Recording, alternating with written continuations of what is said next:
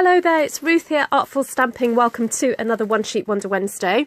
So the colours I'm using today are Rich Razzleberry, Gorgeous Grape, Grapefruit Grove, I nearly forgot it then, and Blushing Bride. So normally I don't tend to do a voiceover for these, but there were a couple of things that happened during the process of this that I felt I just needed to kind of explain a little bit.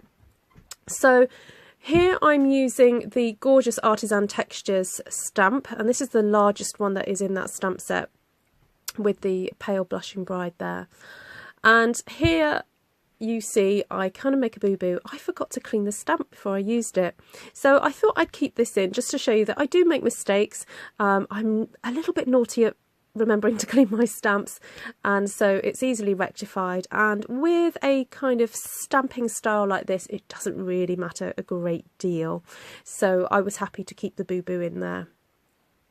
So I carried on using different elements of that stamp set to kind of play with juxtaposition, to play with how colours sit next to each other, how different textures look against each other, and just really enjoyed playing with painting almost with the stamps. And this is something I would encourage you to do if you do have this stamp set or something similar, one that is kind of a generic shape or has textures to it. So here I'm using, it's almost like a stippled brush effect going down the edge of my A4 cardstock. And by the way, I think it's very vanilla. It is very vanilla cardstock that I'm using here. And I'm using the lighter weight one, not the thick one, because I'm going to be cutting these up and using them for cards.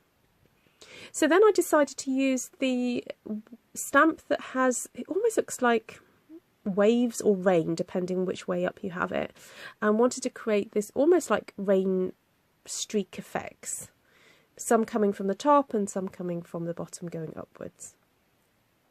And I really quite like this effect. It gave it quite an ethereal feel.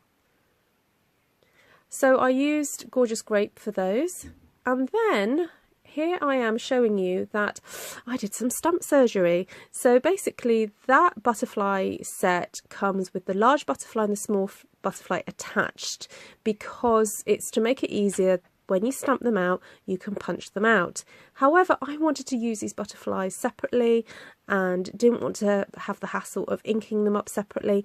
So I just did a bit of an active stamp surgery on them to make it easier to use. I cut them in a way that it's really easy to put them back together. So just wanted to say, don't fear if you need to do that to make your stamps more usable. It's okay, because I'd rather you use the stamps than have them sitting there because I can't be bothered to faff with them. So here I am using the butterflies with the Rich Razzleberry. I really wanted a contrast, so decided to go with a darker purple with this colour choice, and so they look fabulous against that backdrop of that lovely kind of grungy background. Then I decided I wanted elements of the Rich Razzleberry colour in the rest of the background, just to kind of connect it so that the butterflies didn't look like they were completely separate to the rest of it. So I decided to make these into card fronts, so I cut them at 10 centimetres lengthways and then cut them to 14.4, I think it was, centimetres to create layers that would sit inside a card base that was half an A4 size. So here you see me trimming either side of there, because cutting too much off one side was going to make it look unbalanced, so I cut a little bit off both ends and it will seem to work.